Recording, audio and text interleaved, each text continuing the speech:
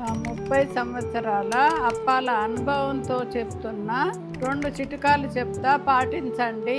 సకినాలు మంచిగా కరకర రావాలంటే ఈ 2 చిట్కాలు పాటించండి.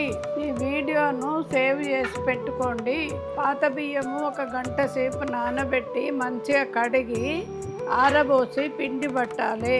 3 గిలాసుల బియ్యంకు 3 గిలాసుల నువ్వులు పోయాలి. పాత బియ్యము మంచి కరకర వస్తాయి. ఓమా, జీలకర్ర, ఉప్పు వేసి కలుపుకోవాలి. మనకి ఎట్లా చుట్టు వస్తుందో అట్లా లూజుగా కలుపుకోవాలి. 2వ చిట్కా, నీళ్ళు ఎక్కువ పొయ్యొద్దు ఒకేసారి. మనకు సరిపోయేటట్టు కొంచెం కొంచెం నీళ్లు పోసి కలుపుకోవాలి. మనకు చుట్టు వచ్చేటట్టు కలుపుకోవాలి. పిండి బాగా లూజుగా ఉండొద్దు, బాగా గట్టిగా ఉండొద్దు. మనకి ఎట్లా చుట్టు వస్తుందో అట్లా కొంచెం నీళ్ళు వేసి కలుపుకోవాలి. మీరు ఈ చిట్కాలు పాటిస్తే ఎన్ని చుట్లు చేసినా కరకరనే ఉంటాయి. ఇలాంటి చిట్కల కోసం మన అకౌంట్ను ఫాలో కొట్టండి.